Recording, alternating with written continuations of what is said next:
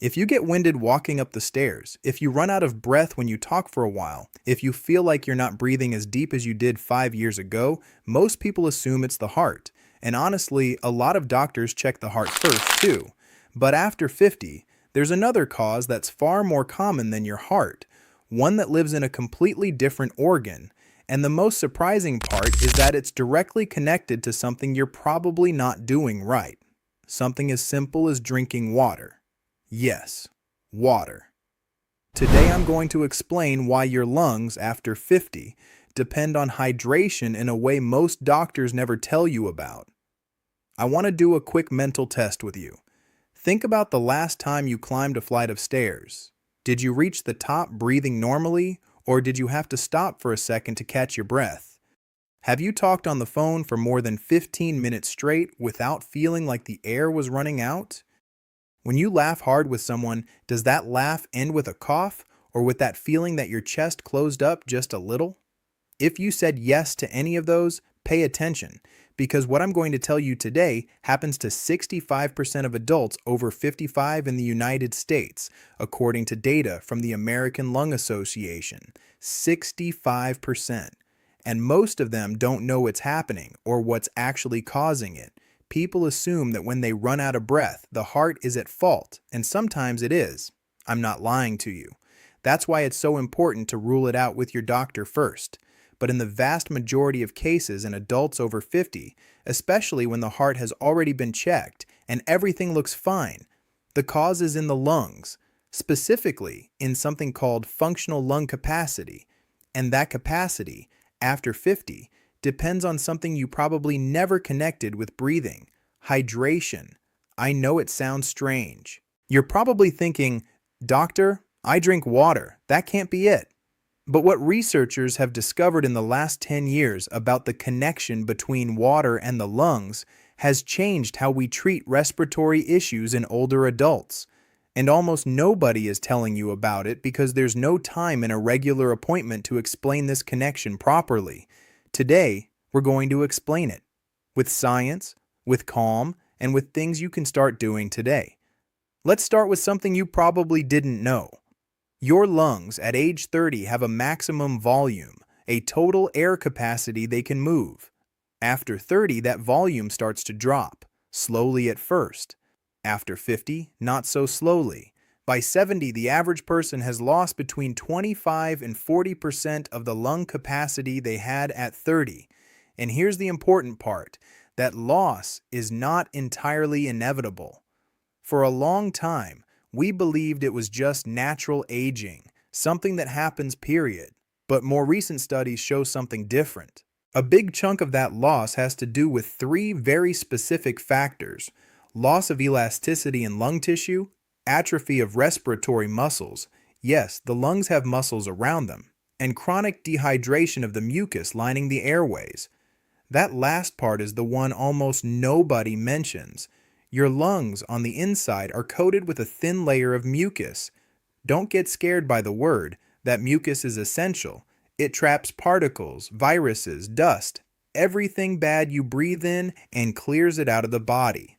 But that mucus needs a very specific amount of water to function. If it's too dry, it gets sticky, sticks to the walls of the bronchi, and blocks airflow. If it's too watery, that's also a problem, but that's a different topic.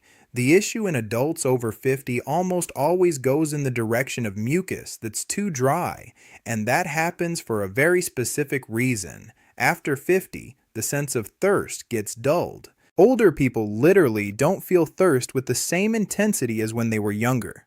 There are studies, one published in the Journal of Physiology in 2019, that measured the thirst response in older adults under controlled dehydration.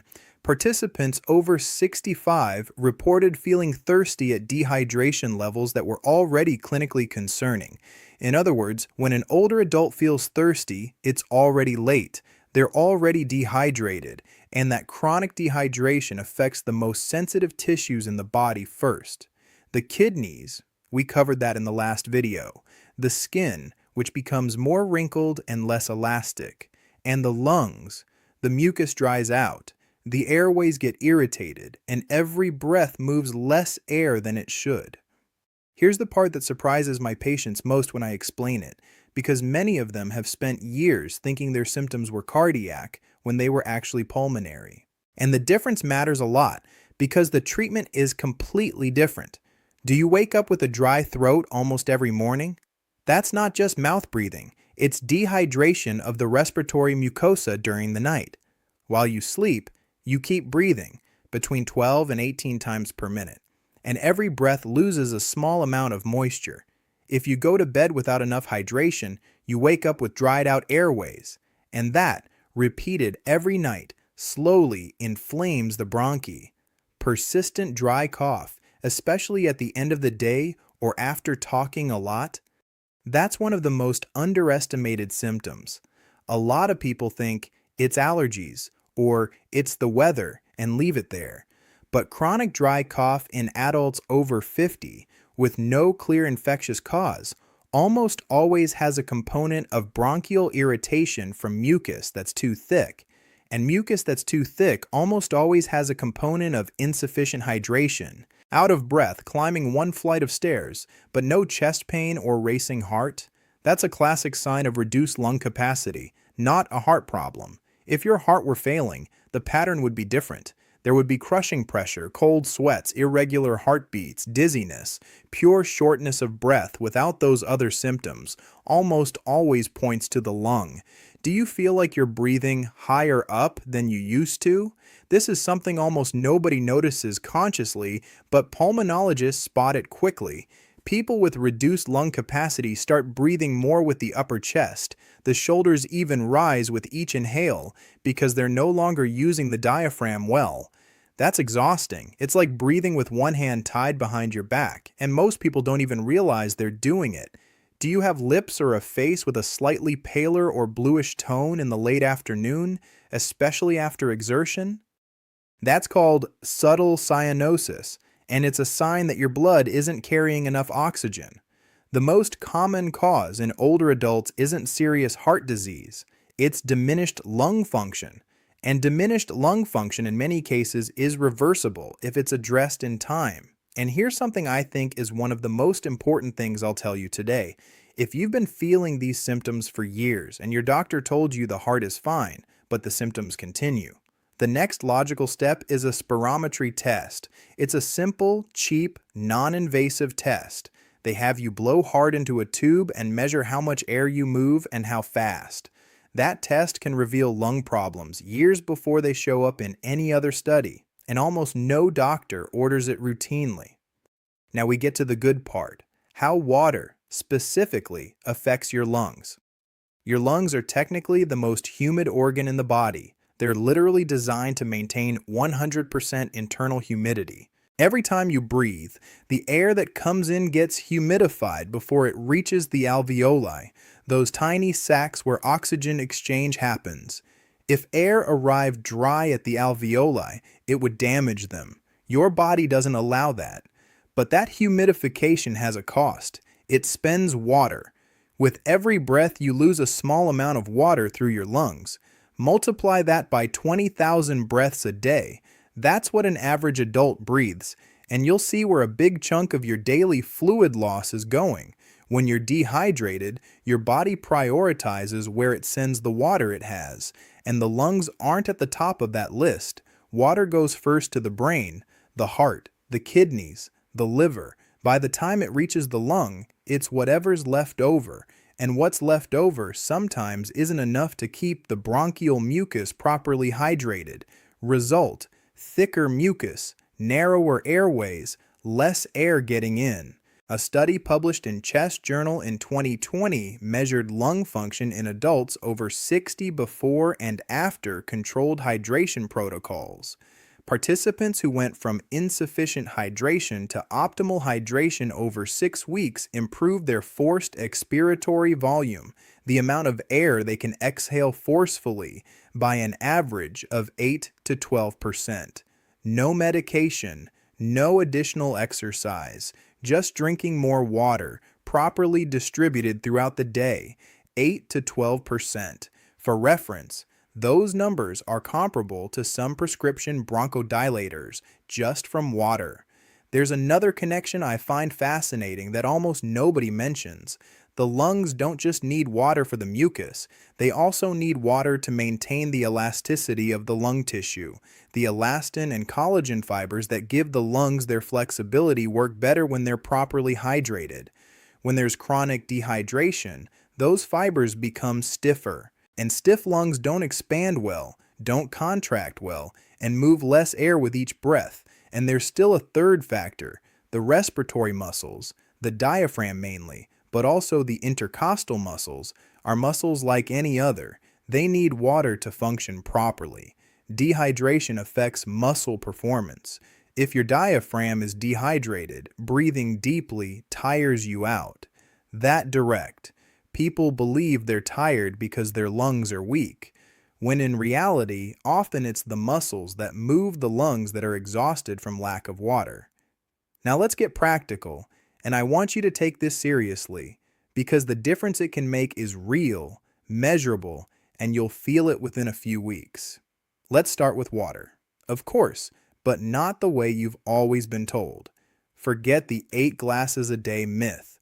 That number came from an approximation calculated decades ago, and it doesn't apply equally to everyone. What matters is something simpler, drinking consistently throughout the day, not all at once. After 50, drinking a liter of water in one go doesn't hydrate you better. Actually, the kidneys flush most of it out quickly and get extra work for nothing. Spread it out. A glass when you wake up, one mid-morning, one before each meal, one mid-afternoon, one with dinner. Without overthinking, without obsessively counting, just present throughout the day. And here's something that might surprise you. Coffee and tea count. For years, we said caffeine dehydrates you. Recent studies, including one published in PLOS 1, showed that the diuretic effect of moderate caffeine is minimal and is offset by the water in the drink itself. Your morning coffee, your afternoon tea, yes, they count toward your total hydration. Just don't overdo it, because too much caffeine has other effects. But hydrating well isn't just water. Ambient humidity also matters, and almost nobody talks about this. If you live somewhere with central heating in winter or strong air conditioning in summer, the air in your house probably has less than 30% humidity. Your lungs are designed to breathe air at 40 to 60% humidity. When the air is too dry, your airways work double time to humidify it, and that's where you lose a lot of water without realizing. A basic humidifier in the bedrooms, they cost as little as $30, can noticeably improve your sleep quality and your morning breathing. Then there's something you probably didn't expect in a video about hydration. Breathing well. Sounds silly, but most adults over 50 breathe badly. Short, high, mouth breathing without using the diaphragm. 5 minutes a day of diaphragmatic breathing, that same kind from the last video where the belly inflates and then comes down slowly, trains the diaphragm to work better. Studies show that after 6 to 8 weeks of daily practice, diaphragm strength increases and functional lung capacity improves. 5 minutes.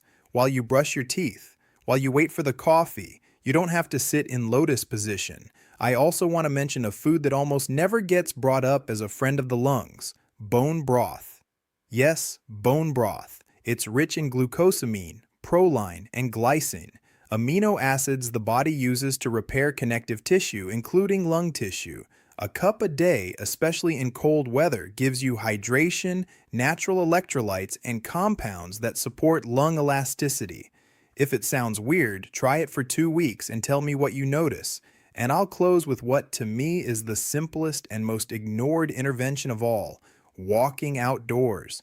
Not running, not intense exercise, just walking calmly, breathing through your nose for 20 or 30 minutes. The nose humidifies the air much better than the mouth.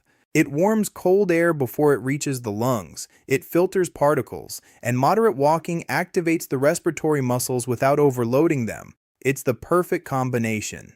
And it's free, and most people don't do it. I want you to stop for a second before this video ends and ask yourself a question. When was the last time you breathed consciously? Not just breathing, that you do all the time without thinking. I mean breathing on purpose. Deep, slow, filling the lungs, feeling the chest expand, feeling the air go all the way down and then out slowly. You probably don't remember. Most of my patients don't remember. And that's sad, because breathing is the one thing we do 20,000 times a day without ever thinking it. Your lungs have been working for you since your first hour of life, without rest, without asking for anything in return. They've been with you through every age, every emotion, every climate, every illness, and they're still here, waiting for you to give them a little water, a little good air, a little movement.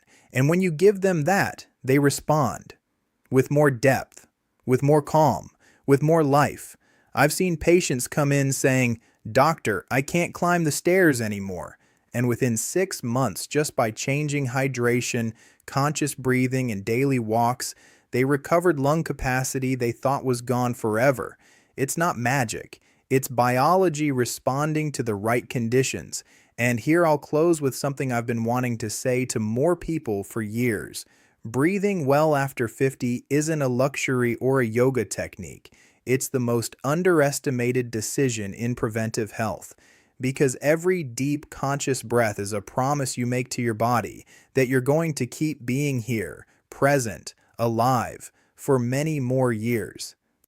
If this video gave you something today, share it with someone who gets winded going upstairs and thinks it's their heart. And tell me in the comments, how much water do you drink in a day roughly? Don't overthink it. Just give me your approximate number. I want to see patterns from the audience. Subscribe if you want more content like this. Take care of yourself.